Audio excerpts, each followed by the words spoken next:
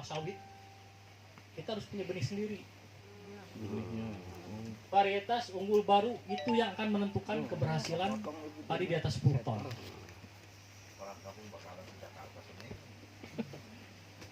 Nah, kemudian benih padi ini, jadi Bapak Ibu ada yang pernah beli benih di toko pertanian? Nah, ada yang pernah beli? Nah, Benih itu ada tingkatannya. Nih saya sampaikan. Nah ini tingkatan kemurnian benih. Benih yang nomor 1 tingkatannya kemurniannya masih bagus itu adalah benih yang disebut dengan breeder seed. Breeder seed benih pejenis label warna kuning. Nah ini. Itu apa benih apa? Benih yang dikeluarkan dari pemulianya langsung. Kalau harga Ciherang dulu sekarang berapa per kilo? Yang di saya 46 5 kilo. 32 ya. Itunya harga benih. Nanti kopi di situ. Saya beli itu harga bukan Ciherang, saya Pari. Pari berapa? Tahu suami saya yang beli, saya nggak nanya. Kalau misalkan benih per 5 kilo ya, per 5 kilo misalkan 60.000, ini bisa 3 kali lipat atau 4 kali lipat. Benih yang keluar dari pemulianya langsung. Ini namanya breeder seed. Jadi ada tanda tangan pemulianya. Nah kemudian dari benih pemulia ini, kemurniannya masih sangat luar biasa. Jadi kalau kita tanam, ini produktivitasnya akan bisa tembus di atas 10 ton. Ini benih ini. Jadi kita pakai yang legal aja dulu nih. Bisa di atas 10 ton yang breeder seed. Tahapannya breeder seed. Kemudian selanjutnya ada foundation seed warnanya putih ini. Sertifikasi labelnya itu. Foundation seed ini biasanya yang dikembangkan oleh BUMN benih seperti Sanghyang Seri. Pakainya yang ini. Ketika ini dipanen, nah misalkan dari breeder seed dulu. Breeder seed misalkan kita nanam impari 4 berapa yun anti blast tuh? 42 41 ya? Antara impari 41 kita nanam ini. Nah, kemudian panen pertamanya jadi kualitasnya jadi foundation seed atau benih dasar. Nah, para perusahaan BUMN benih ataupun yang swasta, dia belinya yang ini nih. Karena kemurniannya masih tinggi ini. Nah, ketika benih ini ditanam lagi, jadilah yang namanya benih pokok. Nah, benih pokok itu sebenarnya stock seed, benih label ungu. Nah, yang di pasaran, yang di toko pertanian, ini adanya benih sebar atau label biru, yang ini. Misalkan kita beli Ciherang, nah ini yang dedek-dedeknya ini yang nggak bakal, tidak akan mendukung ke 10 ton. Makanya kita kalau ingin spekulasi ingin 10 ton konsen di padi, kita beli dari pemulianya langsung aja, supaya nanti kita panen tuh nanti bisa dijadikan benih lagi di sini, jadi benih dasar, benih dasar atau foundation seed. Dari foundation seed ditanam lagi yang ketiga, ini masih bisa benih pokok. Nah, yang kita beli yang di toko pertanian itu sudah berbentuk benih sebar atau extension seed. Ini. Makanya ketika ditanam petani kok jadi jelek ya? Karena ini sudah terakhir. Makanya kalau ada pertanyaan, nyarinya dari mana sih benih ini? Ada di Balai Penelitian Padi atau BB Padi Sukamandi. Itu boleh, petani siapa sih boleh datang ke koperasinya. Pak, saya mau benih breeder seed yang dari pemulia, ada tanda tangannya. Harganya bisa 4 kali 5 kali lipat. Tapi potensinya luar biasa nanti hasilnya. Selisih beberapa di depan, tapi hasilnya luar biasa. Ini yang menentukan padi 10 tahun lebih itu. Benih dulu. Tahu BB Padi kan di Sukamandi Subang? Tinggal searching BB Padi. Nah, itu ada bagian koperasi yang mengeluarkan benih-benih. Nah, cuman saya bisa menyimpulkan begini ya. Di Vietnam itu negara kecil tapi bisa ekspor beras terbanyak di Indonesia. Kenapa? Karena pemerintahnya konsen terhadap pertanian. Berapa harga benih dari harga gabah dari Vietnam berasnya? Di 3.500 sama 3.700. Masuk ke Indonesia udah banyak kepentingan. Ngambil 5 rupiah saja kalau jutaan ton itu bisa miliar triliunan. Makanya sampai kapanpun Bulog ini berebut. Menteri Perdagangan bawahnya Bulog itu berebut kepentingan partai. 5 rupiah saja itu kalau dikali tonasenya jutaan ton, miliar sampai triliunan untuk biaya partai. Makanya padi ini adalah tanaman politis. Ada yang tidak suka bagian bulog, lempar kemana. Ya itulah Indonesia. Cuman kita menyampaikan Bapak Ibu Mitra Sinergi ini kalau ingin hasil prioritas padinya salah satunya penentuan di benih. Di benih padi yang nomor 1 itu yang namanya breeder seed. Ini di tanda tangan pemulia langsung. Kemudian kalau ditanam, dipanen, statusnya jadi benih dasar foundation seed. Kemudian ditanam lagi jadi benih pokok atau stock seed. Kemudian ditanam lagi jadi benih sebar atau extension seed. Nah ini, jadi benih ini sangat menentukan. Jadi jangan sampai kita berbicara tentang kekuatan, wah bisa 10 ton, tanya benihnya benih apa. Nah karena yang menentukan itu yang paling besar itu gini, benih nomor 1. Makanya kalau ada benih yang tidak ada sertifikat, memang betul di produksi itu bisa 10 ton, diproduksi itu bisa di atas 15 ton, itu pasti ditangkap. Karena ini yang namanya BUMN ini akan apa namanya, tidak akan dipandang lagi, dianggap produk ilegal. Itu. Hilang. Nah setelah benih ini, kenapa harus varietas unggul baru? Karena Ciherang itu kan persilangan antara IR berapa dengan apa, muncullah padi varietas yang diambil dari nama-nama sungai, itu khususnya padi sawah. Ada Ciherang, Cisadane, terus apa lagi tuh? Mekongga. Itu nama-nama sungai semua di Indonesia. Nah, kenapa disebut dengan apa namanya, tanaman politis? Zaman Gus Dur ada padi yang namanya padi Sintanur dari Sintanuria. Ketika Megawati berkuasa ada padi tipe baru Fatmawati. Jadi ini dijadikan politis. Padahal varietas itu ya nggak usah harus memuja-muja atau namanya siapa yang ini kan. Nah, tapi paling tidak benih ini yang menentukan kualitas dan produktivitas tanaman padi kita supaya bisa di atas 10 ton. Ini padi. Kemudian saya ceritakan nih. Ini varietas, nanti akan saya berbagi di grup. Jadi materi ini akan sharing di grup berupa PDF.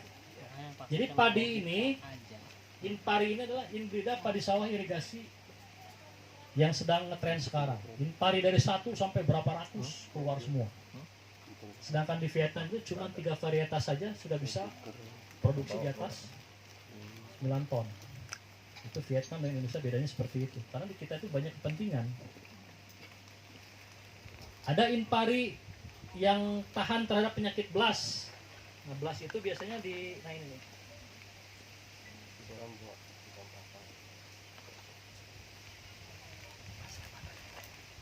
Nah, kalau padi sudah terserang penyakit BLAS, Piriculia oryzae, ini cendawan di sini nih.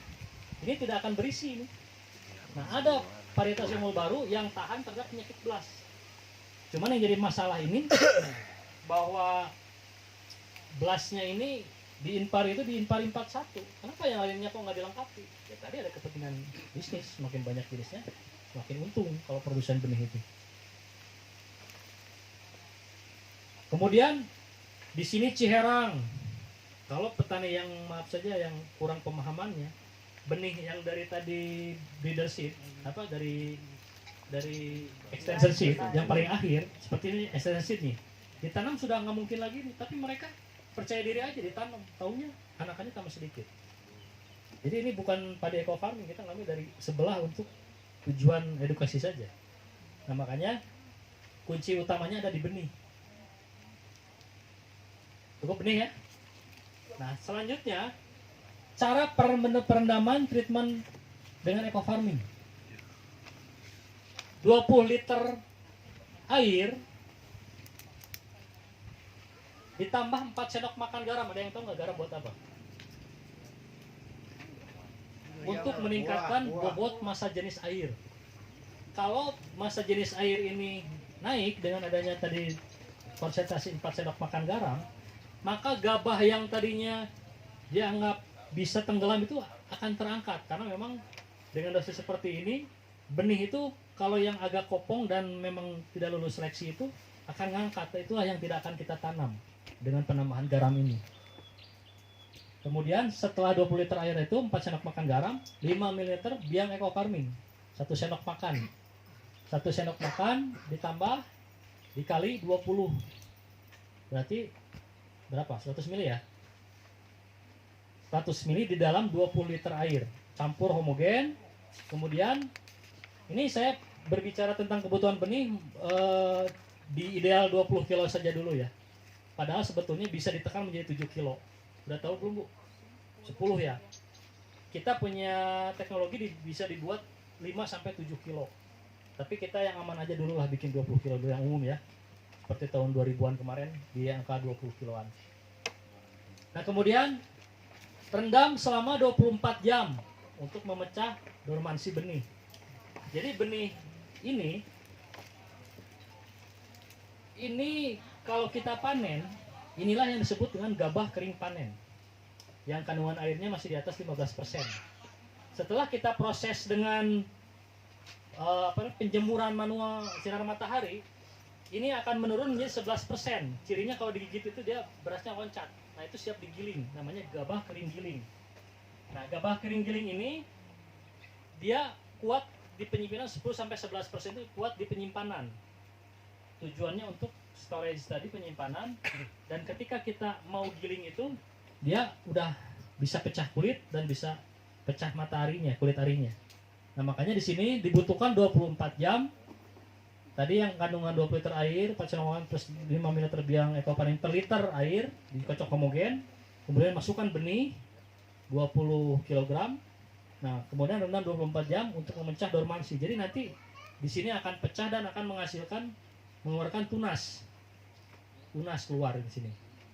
Nah, setelah tunas keluar, akar keluar, tiriskan benih selama 40 jam. Jadi diangkat dari rendaman, dibiarkan saja gitu. Nanti selama 40 jam mulai keluar dari mata tunas. Jangan direndam terlalu semangat sampai berhari-hari, nantinya jadi togenya nggak benar lagi. Karena memang ada aturannya. Nah kemudian tebar benih di lahan persemaian yang sudah dipersiapkan. Jangan terlalu padat. Nah itu biasanya hitungannya dalam luasan 1 meter itu cukup 1 genggam saja. Jadi kunci keberhasilan benih efisien itu jangan terlalu padat. Nah ini bisa ada sampel.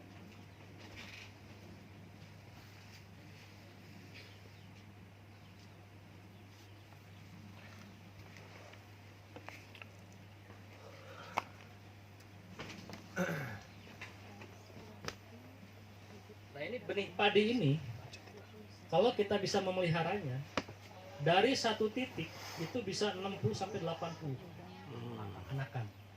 Jadi bukan dari kita yang kita tanam 5, nanti akan tambah jadi 100, nggak bisa.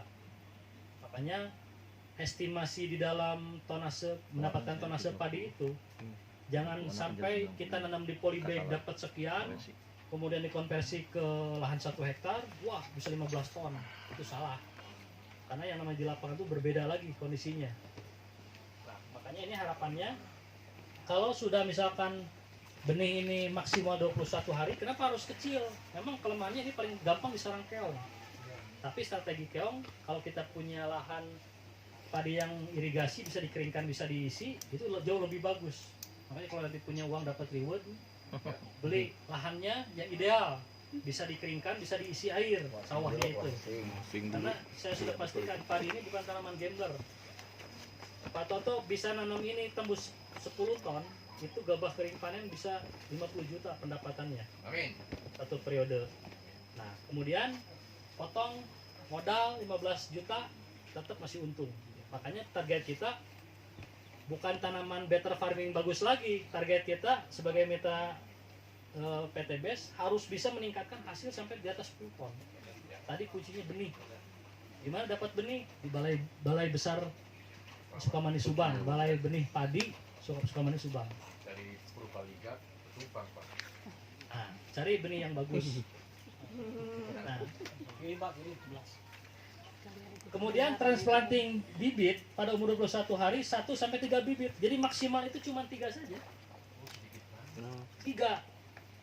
Dan ini sebetulnya ideal nih. Padi ini ideal kalau ditanam.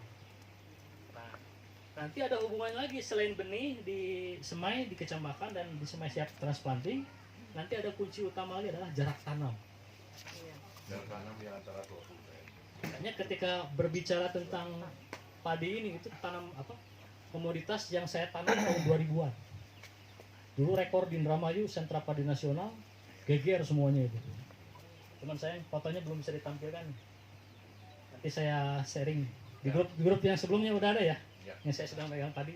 Itu rekor. Dapat 7,1 itu rekor pada zamannya Pak. Kalau sekarang kan banyak teknologi kan, orang lebih cenderung lagi penambahan pupuk kandang. Nah akhirnya tambah meningkat lagi. Masih kurus ya? Ya. Nanti kita sharing lagi nih. Nah ini selain tadi varietas unggul baru, benih yang kita pilih, jarak tanam jajar legowo padi inilah yang akan menentukan hasil. Ini teorinya seperti ini. Bu pakai jarak legowo berapa Bu? 25 Yang di cm. Karawang. 25. Iya 25. yang biasa sih. Biasa. Ubin. Saya kasih gambaran seperti ini. Ini ilmu populasi. Populasi tanaman itu adalah luas lahan. Bayar rumusnya? Dibagi jarak. Jadi kalau ibu ingin mengetahui yang namanya populasi tanaman dalam setiap hektar, itu sebenarnya ada berapa sih? Nggak pernah ngitung. Ya ini rumusnya. Kalau lahan itu 1 hektar, dibagi jarak tanamnya 20 apa 25 Ibu? 25. 0,25 kali 0,25. Berapa? Coba, saya pegang kalkulator. Ya 50 cm. Hah? 50 cm. 10.000 dibagi 50. Jadi 25 0, 200 200 apa 2000? 200.000 200.000 ya? 200. titik dengan jarak ubin. Yo, 30 apa 25. Ya, ke sini 25. Ya. Ke sini 25 cm. Saya pastikan ini ada kelemahannya. Di mana? Kelemahannya itu padi ini tidak akan maksimal pertumbuhannya. Enggak mengembang. Ini bisa dilihat Ya, padi pinggir betul nggak? ya Pak. Kenapa padi setiap pinggir itu produktivitasnya bagus? Oh, longgarnya 2. Nah, inilah yang disebut dengan border effect. Border effect ini maka saya simpulkan budidaya padi yang terbaik itu jajar tanam legowo yang ini, yang 20-40 ini. Makanya ini seperti ini. Jadi kalau tanam seperti ini, semua tanaman padi ada di pinggir semua. Legowo 21 itu yang terbaik. Oh, jadi pinggir sini ke sana 2, pinggir sana ke 2. Nah, kalau dilihat legowo itu seperti ini. Oh, ini buat nyemprot nih kali. Nah, ini 20, ini 40, Ya. ini 20. Nah, di sini 12,5. Nah, ini. Kalau kita simpulkan berapa sih populasinya? Saya pastikan 320 sampai 330 ribu. Yang tanya 200 ribu ini, Ya. jadi 330 ribu. Jadi cara ngitung tonase itu gampang. Ini jarak legowo. Sampai sekarang ini primadona saya jarak tanam kalau ingin tembus 10 ton. Di samping bibit. Samping benih. Benih. Karena teknologi ini dulu pernah disampaikan oleh profesor dari Balita, pengelolaan tanaman secara terpadu. Kan tadi saya bilang di sini, ini 40, ini 20. Jadi diambilnya timur ke barat supaya matahari ini masuk ke sela-sela ini. Tikus tidak suka jarak seperti ini, apalagi kalau ada aplikasi buah bintaro nanti. Ya, ya. Kemudian ini lebar 20. Dalam baris 12,5. Antar baris di sini 40, ketemu lagi 20. Ini estimasinya seperti ini.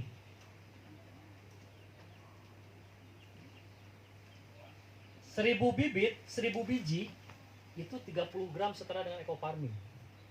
Makanya kalau kita punya populasi tadi katakanlah 320 sampai 330 ribu rumpun. Nah, anakannya kita hitung ada berapa untuk mengetahui tonase. Maka ada beberapa mitra yang bertanya, Pak ini umur padi saya 42 hari, tapi anakannya Pak masih di bawah 20, udah dipastikan nggak bakal tembus 5 ton. Makanya di sini ada strateginya nih. Ini untuk jejar tanam legowo, ini yang rekomendasi. Ada yang 4 baris, ada yang 5 baris, tetap ini yang terbaik. Karena semua tanaman ada di pinggir semua. Seperti ini gambarnya nih. Saya 5 Pak. Iya, 5. yang tengahnya itu tetap bukan tanaman pinggir. Tapi kalau misalkan ini tanaman pinggir semua. 330.000 titiknya 333.000. Kalau potensi anakannya 60-an, kebayang. Kalau ini harus bikin lagi itu membuat Oh ya. Pak Wawan, khusus. Ya, bagaimana kalau seandainya kan begini, ini kan petani ini kan di lapangan itu kan banyak peningkatan perkembangan jumlah rumpun, Pak. ya. Kan biasanya kan idealnya kan 32 rumpun, 30 sampai 35 toh. Setelah mereka aplikasi eco farming itu rumpunnya bertambah. Jadi 90, 95 itu memang terjadi di lapangan. Ya. Nah, kira-kira jarak tanam yang ideal itu bagaimana? Ya. Sampai dia panen. Jadi kalau berbicara tentang teori padi ini jejar tanam legowo ini ketambah mitos-mitos di daerah. Ini mereka itu tidak mau merubah sistem ubin awalnya, Oh, oke. yang titik 4 itu ya. Tempat. Nah, padahal itu semuanya itu ada kelemahannya. Jadi hasil penelitian, kenapa tanaman di pinggir ini jauh lebih banyak hasilnya dibanding tanaman di tengah. Makanya seperti ini. 40 inilah cahaya akan masuk antara timur ke barat, cahaya fotosintesis. Nanti akan keluarlah malai yang akan menutupi ini semua. Betul. Nah, seperti ini. Kan bertambah rumpunnya gitu. Nah, kalau Pak Haji tadi menyampaikan potensi tiap ini tidak masalah karena di sini dikasih 12,5, Oh. 12,5 sampai 15 cm itu akan menutup semua. Nah dulu sayang waktu saya bikin rekor di sentra padi itu eco farming belum ada karena pemahaman kita dengan kimia itu bisa meningkatkan, ternyata tidak bisa. Ibu pernah keracunan urea nggak? Banyakan. Hancur nggak? Hancur. Kena apa? Kena kresek. Jadi semuanya itu penyakit semua kan? Nah itulah yang disebut Sama nanti jarak ada tanam. perubahan berimbang. Jadi kalau ingin sepaket menyampaikan ke petani ini, ya tadi varietas unggul baru, jajar tanam legowo ini harus masuk. Tujuannya apa? Kita bukan mau membuat sengsara petani, tapi untuk meningkatkan. Iya. Bayangkan saja 330.000 titik. Kalau potensi per ininya tadi katakanlah 1000 bulir ini bisa 30 gram. Nah ini kan katakanlah ini satu anakan bawa malai. Nah ini kan sebutnya malai ini. Satu malai satu anakan. Nah, sedangkan di sini ada beberapa misalkan anakan yang tidak keluar malai, itu kenapa? Ada itu permasalahan. Makanya nanti ada hubungannya dengan irigasi. Jadi pengisian air dan pengeringan lahan di sawah itu sangat menentukan. Nah makanya jajar tanam ideal itu untuk produktivitas padi ini ya ini. Saya mengedukasi petani ini kadang dulu diketawakan karena kita nanamnya tabela lagi di sawah. Ketika musim tahun 2000-an itu hujan itu susah turun, kemudian kita diperintahkan nanam di tugal bijinya satu-satu. Tapi ketika kena hujan dan tergenang sawah, itu rekornya di situ. 3,5 hektar itu dulu bisa dapat 7,2 itu udah dianggap rekor karena dulu tahun 2000-an di angka 4 tonan Bu ya, bener nggak? Sekarang ada peningkatan nih, apalagi tadi ada eco farming, ada pupuk kandang, itu bisa meningkat lagi. Jangan biarkan eco farming ini berjalan sendiri. Ya. Pak, bisa kok Pak berjalan sendiri di daerah Ciganitri saja, Buah Batu itu kan ada sawah, limbah rumah tangga dari sekitar itu masuk ke situ semua. Tanpa eco farming, tanpa pupuk urea, SP dan KCL itu 10 ton Pak. Apalagi kalau ada eco farming tuh. Cuma bisa jadi patokan nggak? Enggak, tiap daerah itu berbeda. Ya. Iya, Kak. Bedanya beda-beda besar. Nah, ini yang ideal itu seperti ini Pak Haji. Ya, siap, Pak. Nah, kemudian pengendalian gulma pun sangat menentukan. Pokoknya sebisa mungkin kita jangan pakai aplikasi herbisida selektif. Jadi kan suka pernah ngeliat nggak? Petani itu nyemprot herbisida kayak semanggi, teki-tekian. Tadinya nggak mati kan Bu? Indamin, Ali itu produk kimia semua. Lebih baik kita manual seperti ini saja. Karena memang teknologi di Indonesia itu belum ada yang mengarah ke bagaimana cara penanganan gulma secara teknologi. Masih manual aja seperti ini. Iya, dicabutin, digasrok. Tapi ini gasrok mending nih, ada 2 nih, kiri kanan. Jadi sekali jalan itu 2 masuk. Di Legowo 20-40-nya itu dia masuk ya. Nah, tujuan 20-40 ini perawatannya gampang. Jadi kalau kita mau pupuk, Ya, mau pupuk berupa pupuk kandang yang ditebar atau pupuk kimia yang 25% tadi, ada jalan. tinggal di 20 saja. Masuk ke 20 ini. Nah ini. Jadi kemakan semua, jangan dilempar-lempar seperti tadi. Itu keserap semua. Makanya kunci utamanya ada di sini nih. Sengaja saya tidak dilengkapi di sini semua karena agak susah. Di sini kuncinya nih, kalau padi ingin bagus. Nah,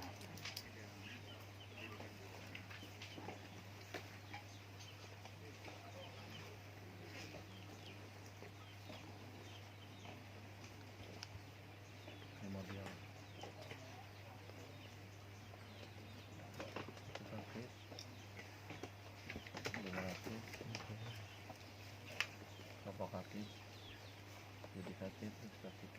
di dalam padi itu ada yang namanya fase vegetatif dan generatif.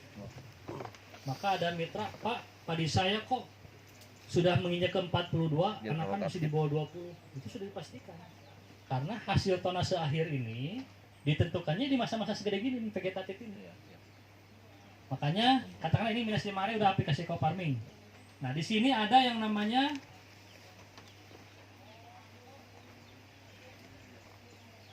EF1 yang ke-14. Terus berapa lagi? 14 hari, 28 hari. F2 28. Tuh, apa kan gua?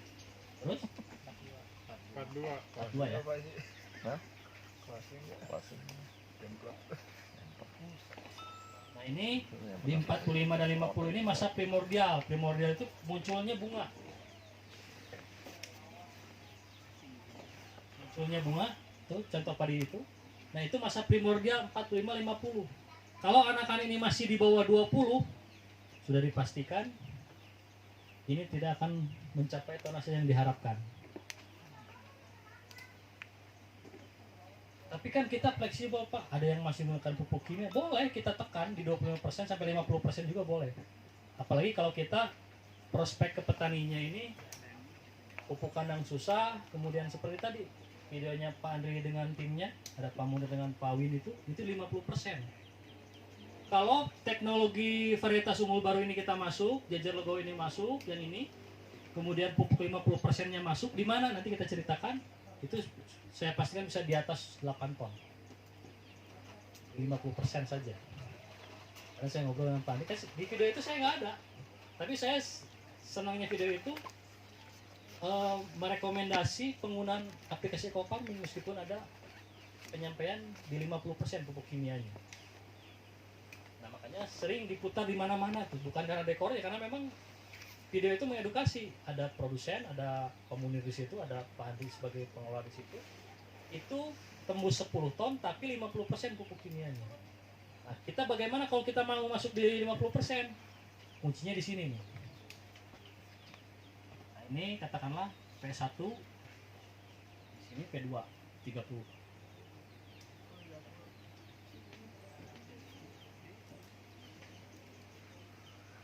pemupukan pertama kimia yang kita pakai. Kemudian yang di 30 ini, umur 30, P2-nya. Karena di sini sekitar 45-50 ini primordial ini, masa vegetatif dan degeneratif, tidak ada aplikasi lagi di sana. Tidak boleh mengaplikasikan pupuk kimia lagi. Kalau diaplikasikan hancur semua nanti. Vegetatif apa? Nah, yang tahu vegetatif?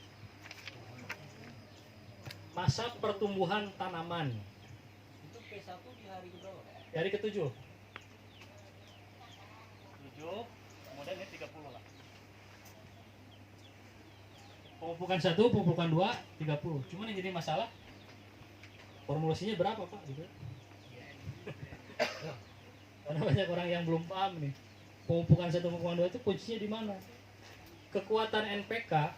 Nah, sekarang kita mau apa dulu nih? Mau organik atau mau kimia dulu? Kimia dulu. Kebutuhannya dari sini. Kita pakai mau berapa persen? 50% dulu ya, karena memang dengan adanya penekanan sampai 50%, mudah-mudahan kita masih kategori orang soleh ya Bu ya. Makanya tidak 100%. Lama-lama kita akan buang tuh yang pupuk kimia itu. Tapi kasih teorinya seperti ini. Pupuk Ponska, NPK Ponska ini kita pakai 150 kilo. Kemudian kita pakai urea 100 kilo.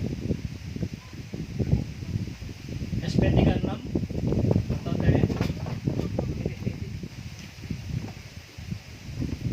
SP36 kita pakai di angka 100 kilo aja. KCL kita pakai di 75 kilo. Ini kalau kita mau pakai 50% pupuk. Ini kan 100%-nya kan? Betul nggak? Ini aplikasi pupuk NPK untuk 100% lahan yang menggunakan pupuk kimia. Nah, cuman sekarang kita ingin menggunakannya ini supaya 50%. Berarti semuanya dikali 0,5 semua.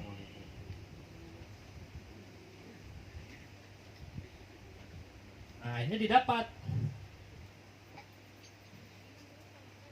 ureanya jadi berapa?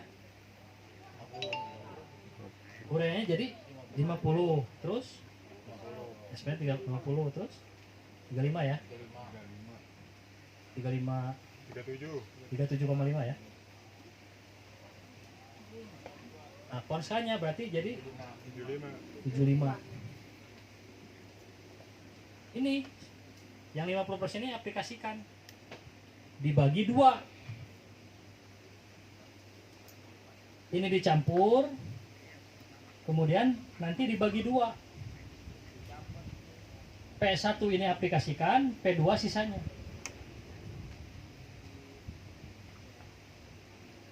Makanya untuk menguatkan ekofarming itu gampang. Prospek petani semangka. Kita jangan ngajarin bertani semangka ke petani semangka. Bapak dengan menggunakan pupuk ini dapat berapa ton? Terus berapa penggunaan pupuknya? Nah, kita ada pupuk bagus nih Pak. Unsur mikronya lengkap. Bisa menekan 50% pupuk kimia petani semangka.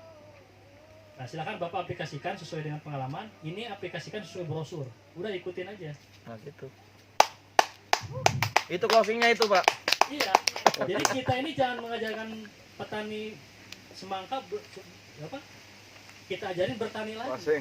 Di 50% itu ekofarming masuk itu luar biasa semua sebetulnya pupuk. Itu closingnya. Cuman kenapa di sini ada berita 25% di sana? Karena strategi pemasaran. Yes. Itu bagian strategi karena kita tidak nipu kan. Dan itu pun kondisional. Yang 25% itu bisa dihilangkan juga. Kalau kita ketersediaan pupuk organiknya Jadi nggak usah pakai lengkap. depot. Kaki saya sudah aturan. Kalau misalkan ini sudah terpenuhi semua, sudah dipastikan anakan ini akan berkembang dan seperti ini tadi. Ini kira-kira ideal nggak pertemuan seperti ini? Iya. Kalau memang ideal, ini bisa dipastikan ketika masa pembungaan primordial seperti ini sengaja saya ambil dari sana juga. ini belum ideal. Ditanya pemupukannya ala kadarnya. Urea, tahunya gitu aja petani ini. Makanya kalau pengen lengkap, ada yang namanya pupuk mutiara, tapi jangan diaplikasikan ke padi, tidak efektif. 10.000 per kilo. Kalau ini kan Ponska masih bisa kejangkau, yang subsidi masih 4.000, 5.000. Ponska nggak ada, bisa diganti. Urea, SP3 KCL, ada juga. Mahal. Susah sekarang mah. Susah nggak ada. Susah Pak. SP3 sudah tidak ada semua. Berarti Susah itu Pak. harus mengarah ke organik semua. Di medsos sudah nggak ada pupuk. Di medsos sudah nggak ada Karena pupuk. begini ya, pupuk kita memproduksi padi seperti tim kita nih ada di sini ya. Beliau itu bertani tidak ada kemampuan karena profesional dokter. Kemudian memberikan edukasi terbatas karena memang tidak searah dengan akademisnya. Tapi pemahaman beliau itu sangat luar biasa. Bagaimana caranya ini 10 tub ini bisa masuk ke petani, dianjuk, di hutang. Tapi nanti pas panen, gabahnya dibayar harga tinggi dan ini jadi member dia. Akhirnya terciptalah namanya produk beras sehat. Itu dari tim kita. Apalagi kalau udah ada legal, karena kenapa tidak berani pakai legal organik labelnya? Karena memang organik itu harus seperti tadi sistem yang saya buat bagan tadi. Tapi sekarang beras organiknya, beras sehatnya itu ada dikelola secara berjamaah. Tahu ya mungkin ya Bu, nah, salah satu investornya itu luar biasa. Jadi eco farming ini tersalurkan ke petani, nanti Yarnen jadi member. Terus beras organiknya dijual harga tinggi. Nah makanya capainya di beras organik itu kalau yang memang murni itu bisa 25.000 per kilo berasnya itu. Jadi capainya tergantikan, terbayar. Nah, makanya kembali lagi ke pilihan tadi, kalau mau misalkan mau mengarah ke kimia, ya ini jalankan. Karena jangan sampai begini. Ini eco farming udah lengkap, pakai saja, hasil tidak maksimal. Karena kelemahannya di NPK saja. Dan bukan keinginan kita. Untung aja ada profesornya jadi kita lebih. Nah, Kalau saya terus terang, produk ini bagus luar biasa. Cuman kelemahan di NPK-nya ini yang harus diketahui oleh seluruh mitra. Kalau ini diketahui kandungan NPK-nya lemah kecil, karena memang aturan regulasi pemerintah dari Kementan, kita langsung berpikir bagaimana cara pengadaan kekurangannya ini. Makanya kenapa kita pilih ini kelinci nggak banyak, tapi dalam hitungan beberapa hari bisa panen beberapa liter. Nah, urinnya itu ternyata Allah ciptakan ini nitrogennya paling terbagus, terbaik dibanding dengan urin yang lain. Jadi bisa menggantikan urea secara organik. Karena kelinci itu minumnya tidak terlalu banyak. Dominansia. Jadi biak dominansia itu tahu nggak? Jadi kalau sapi itu kalau sedang diam, gayam aja gitu. Nah, setelah digayam dimuntahkan lagi. Ya perutnya berlapis.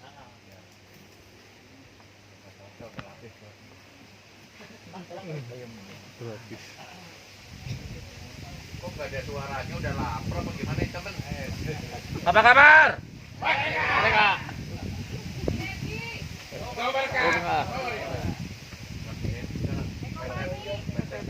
PTBS. Antum, ya.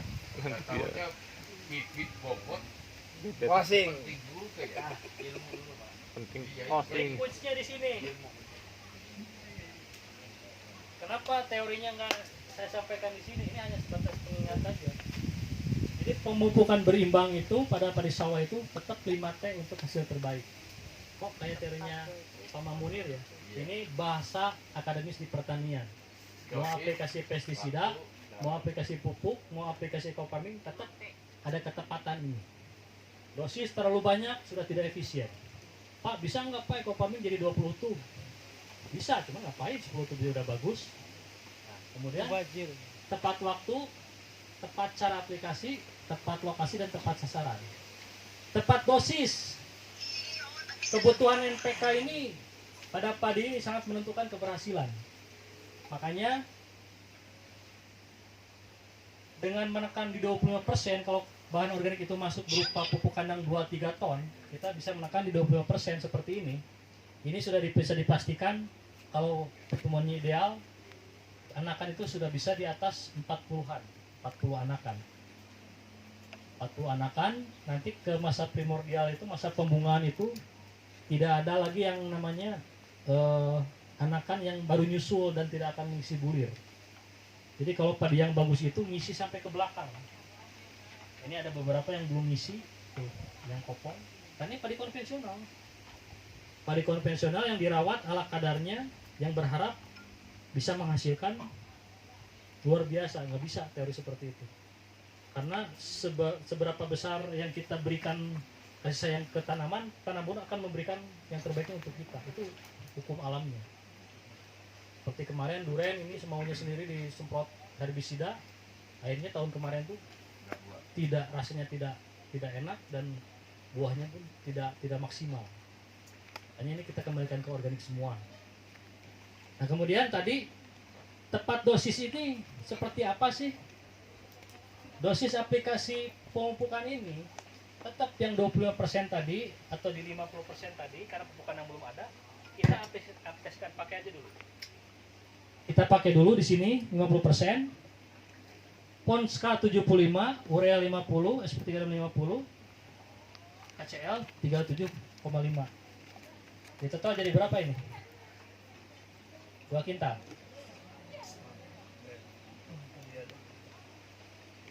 Satu dua kintal. Ah, Dua. 2 kintal 15 ya? 15. 2 kintal 13. Nanti 12 kilo ya? Bapak itu. 12,5.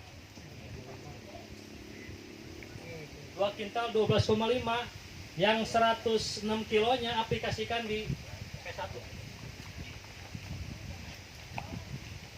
106 kilo 106 kilo ini ditempuh, kemudian pengendalian gulma tercapai, bersih semua, insya Allah kayak video tadi udah nggak susah Pak.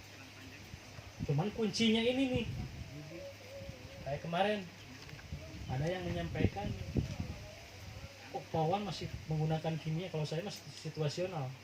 Kalau ada mitra katakanlah sudah terjun di lapangan aplikasi ekofarming, responnya kurang bagus, itu berarti kekurangan kebutuhan NPK-nya tidak terpenuhi.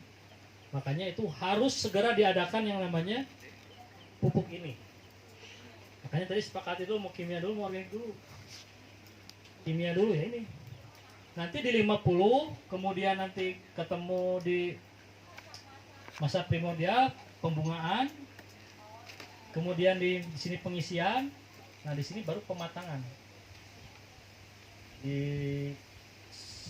80 ke sana, ini pematangan. Harus matang sempurna, harus ngisi semua bulirnya, itu ada strateginya ternyata. Nah makanya di sini penggunaan pupuk kimia ini itu adanya di masa vegetatif.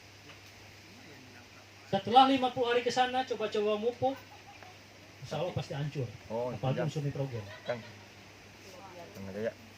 Betul nggak? Itu. Iya mudah. Ya. Terkadang kalau petani-petani sentra padi itu seperti Indramayu. Ini padi udah ideal nih kalau mau dipindah. Kemudian karena terlalu banyak, akhirnya tua di pembibitan. Udah sebulan. Akhirnya dipotong, ditanam lagi 3-3. Itu nggak akan maksimal. Jadi pemindahan tanaman padi ini cukup di umur maksimal 21 hari, 1 atau 2 bulir saja di sini. Tapi lihat dulu tuh ada hama keongnya enggak, karena keong itu paling senang yang seperti ini. Nah, Sarannya kalau ada hama keong berapa hari? nah, makanya nanti kalau misalkan dapat reward, beli sawah ideal itu pertama yang ada irigasinya bisa dikeringkan, bisa diisi. Karena keong itu kalau misalkan tidak tergenang air, dia tidak mau dia. Makanya nanti ada intermittent irigasi. Skala pengisian air itu ada waktunya ternyata. Jadi padi itu jangan tergenang terus. Karena kuncinya di situ keberhasilannya. Nah makanya tadi bagaimana kalau banyak keong? Kalau petani yang tidak cerdas, pikirannya udah langsung aja ke warung, ke toko pertanian dan cari, tanyakan. Nah kalau kita tidak. Obat campur. Jadi keong itu sebetulnya dia itu mengandung nitrogen tinggi. Dari mana nitrogennya? Dari asam amino. Asam amino itu identik dengan protein. Protein itu identik dengan nitrogen. Makanya kalau orang yang berpikirnya cerdas, menyikapi ini semua itu tidak ujung-ujung harus kimia-kimia, tidak. Terkadang kalau petaninya lebih berpikir rasional, dia memelihara bebek di umur-umur sekian ini. Bebek itu udah ngebersihin yang namanya keong, protein tinggi, nggak usah kasih pakan. Nah gitu. Jadi tergantung serangannya dulu. Kalau serangannya bisa dipungutin ya pungutin aja. Karena kan penelitian hama itu ada yang namanya secara kultur teknis, yaitu rotasi tanaman, ada secara manual atau mekanis dipungutin. Kalau ada hama pungutin aja dulu kalau bisa memungkinkan. Nah kemudian secara biologis musuh utama tanaman, ada lagi yang secara pestisida nabati bintaro, baru ujungnya ke kimia. Bahkan kimia ini kalau bisa tidak dipakai, di nabati aja sudah bisa keatasi gitu. Nah, ini bisa dipahami ya? Bisa. Jadi saya pastikan kalau varietas unggul barunya udah oke, yang kita pilih ini Impari 41 atau Impari 8 atau berapapun saja 32. Nah kemudian kita aplikasikan ini. Tadi pupuk kandang masuk, kemudian eco farming 1 di 14, 28 sampai ke 42, dan satu lagi 56 ya. Di sini F4, karena yang di sini F0 ya. Jadi jangan ini kan saya udah aplikasi eco farming pertama itu F0 karena persiapan tanaman. Nah kemudian ini kalau diaplikasikan, insya Allah Bapak Ibu kalau punya misalkan ada Demplot Mitra, sharing aja di grup nanti. Seperti training angkatan pertama tidak saya bubarkan, bahkan akan terus sering intensif untuk jawab pertanyaan semua. Karena tujuannya memang perlu adanya edukasi terus menerus gitu. Jadi saya siap membagikan yang namanya, karena jatah kegagalan saya udah kenyang di tahun 2000 bertani sampai terjun di tani juga, di ternak juga sama semuanya. Sekarang waktunya mengabdi lah. Dan memang alhamdulillah bergabung dengan PTBS juga tidak mudah. Ayo masuk, enggak banyak. Kalau Pak Haji Mamunir diajak eco racing nggak mau, eco farming mau. Nah kalau saya kok begini pupuk tuh gitu kan, apa kelemahannya? Akhirnya ikut workshop, ikut ini itu, ketemu dengan produsen, akhirnya ngobrol. Oh berarti kelemahannya di sini. Nah ini harus diedukasi ke seluruh mitra, jangan sampai tidak tahu. Jadi NPK kecil di bawah 5% itu adalah bagian dari kelemahan. Tapi kelemahan inilah yang akan menjadi kekuatan kita. Tadi bilang ada di sini Pak Dr. Aep. Pak Dr. Aep itu beliau sebagai konsultan durian di sini, dosen mikrobiologi. Dia mitra juga di bawah Pak Munir. Itu beliau bisa menciptakan 1 kapsul untuk 1 hektar NPK itu. Itu kebayang. Karena Indonesia ini sudah tertutup mengenai riset, malah ditangkap yang seperti itu ya udah akhirnya jalanin aja yang ada gitu kan. Jadi gambarannya ini perlu dicatat bahwa kebutuhan NPK ini sifatnya wajib diadakan. Kalaupun tidak, tadi aplikasi ke organiknya kita harus punya urin kelinci. Dalam 1 hektar itu kita harus minimal itu ada 3 liter lah, karena pelarutnya yang tadinya kelapa kalau aplikasi ke daun diganti urin kelinci. Ya. Seperti kemarin kita aplikasikan dan luar biasa responnya. Nitrogennya cuma 2,72 tapi luar biasa hasilnya. Gazan ya? Ada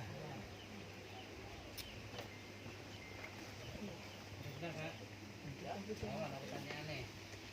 Kebetulan kemarin saya itu kan sudah kirim eco farming ke Medan. Nah di sana itu ada kelapa sawit. Yang satu ada yang di barat. Itu nggak terlalu mengundang air. Apa? Terus ada Ada. satu lagi itu selalu tergenang air. Minuman untuk udah cara habis jahenya sih ada. dikatakan bagaimana? Kalau yang sudah ditimbun itu bisa, maksudnya ada yang nggak bisa kering dari air.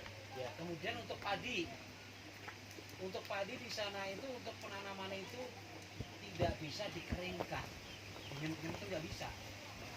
Cepet-cek. Apa perlu juga kalau kita langsung kita kasih pembukaan lahan kan untuk sulit, karena apa? Itu air berbendung tetap aja nggak bisa. Ya. Ya intinya bisa saya tangkap permasalahan seperti Pak Haji Nur Salim pernah menyampaikan kelapa sawit digambut dengan yang bukan.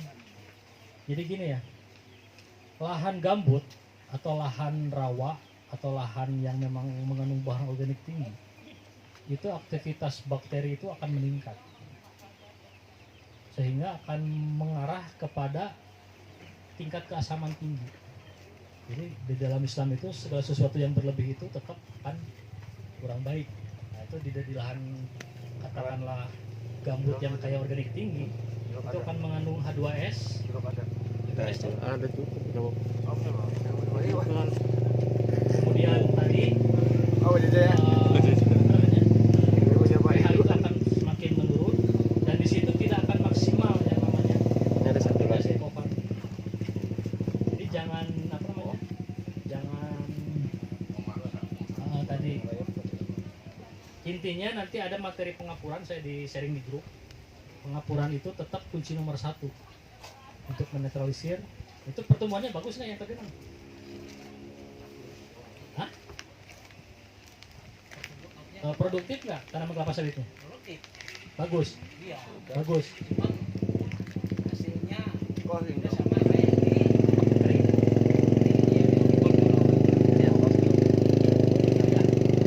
Jadi intinya